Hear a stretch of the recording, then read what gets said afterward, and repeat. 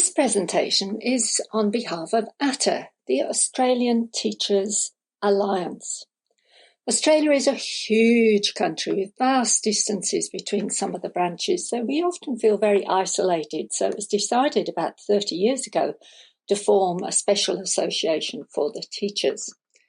The committee that has run this for the last 3 years has been the teachers from the Hunter Valley branch.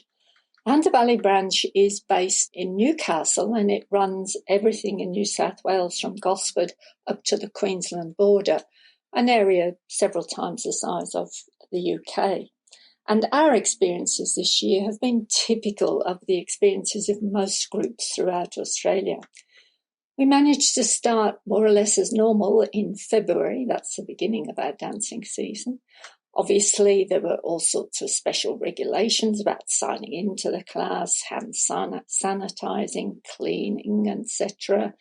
And we teachers also tried to do dances which had little giving of hands. And in fact, ATTA published a list of RSCDS dances that could be done with minimal giving of hands.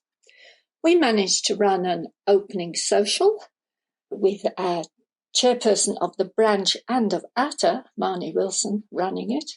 We also had a day of dance, and then we had to close down, and we've remained closed for the rest of the year, like most of the rest of Australia.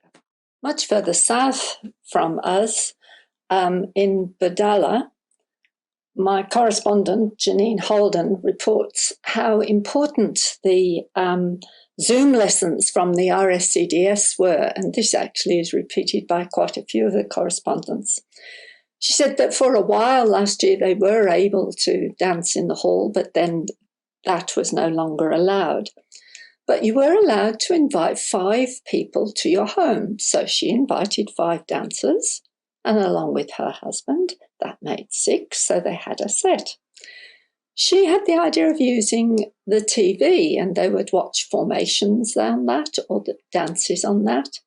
If they learnt a new dance from the screen, they then danced it along with the dancers on the screen. She said it felt like there were 2 sets in the house.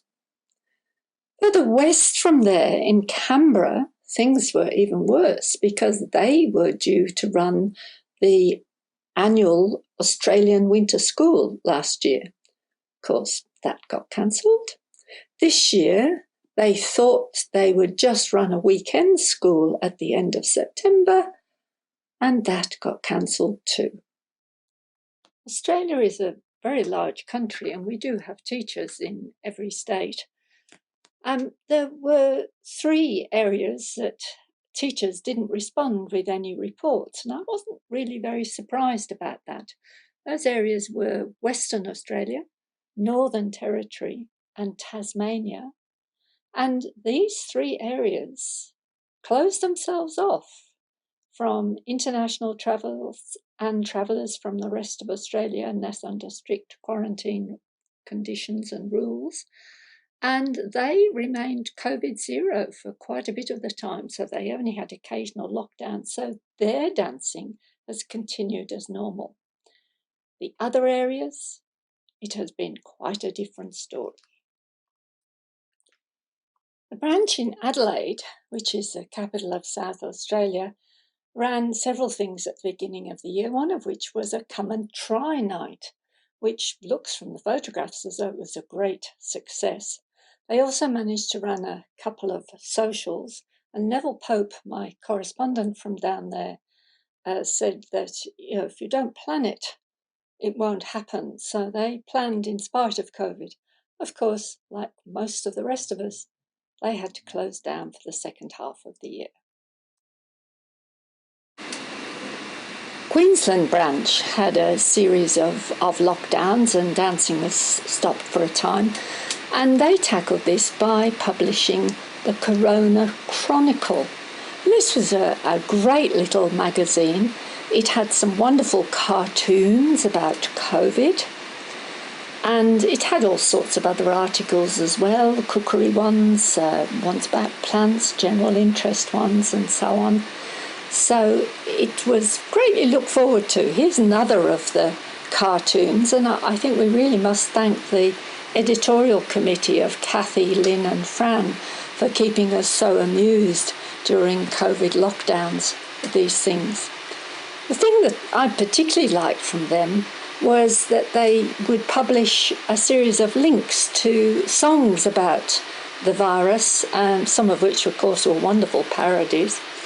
I also like the fact that Kathy McLeod, our correspondent, did a virtual class most weeks, and it was based around a theme, and all the dances had a video link to the dances that were mentioned.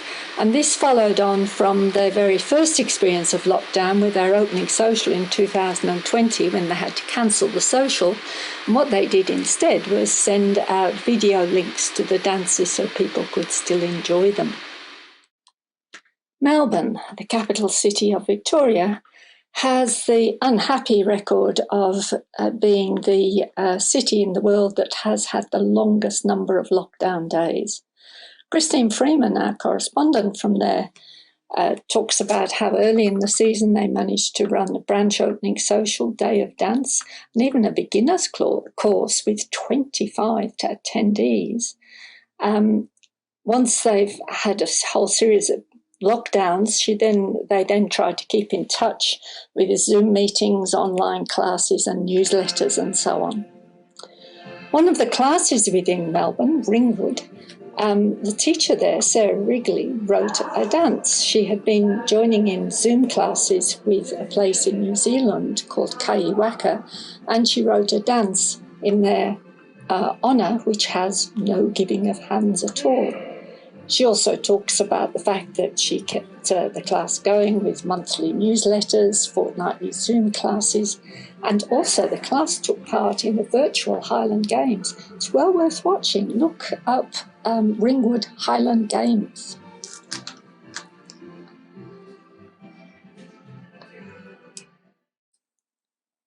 Sydney, which is the capital of New South Wales, has a branch, and like most of the rest of us in 2020, they had to close down. But in the second half of the year, Diana Hasty, one of my correspondents from there, ran a step class, which was very successful. This year, they managed to run a day of dance in March to sort of introduce people back to dancing, and an easy dance social in May. Of course, these were complete with all the regulations and COVID marshals and all the other regulations as well. The other correspondent from Sydney, Trish Nichols, has prepared her own presentation on the travails of trying to run a candidates class in the middle of lockdowns. In the Australian summer of January 2020, the Sydney Unit 5 candidates were all on track completing Unit 4, heading towards Unit 5 and the examination tour in November 2021. Then came the pandemic. At first, we met via Zoom monthly. Candidates were asked to analyse and submit lesson plans for dancers on the Unit 5 list. These were then discussed as a group. When our government eased restrictions a little to allow 5 visitors to someone's house, we met to do a session on step faults and improvement exercises and another one on rhythmic coaching. By August, the government allowed 10 people to exercise, so we arranged a few training sessions. At these sessions, the volunteers were required to wear masks, dance with ghosts, and not use any hands. Then, by October, the restrictions were eased a little more, and we were allowed to exercise with 20 people. So we increased the number of volunteers. Again, at first not using hands, and then at each dancer's discretion as to whether they wanted to wear a mask or not. No other clubs in Sydney were dancing at this stage, so these were very special sessions for the Sydney dancers. Our dancing year finishes in December and begins usually in February.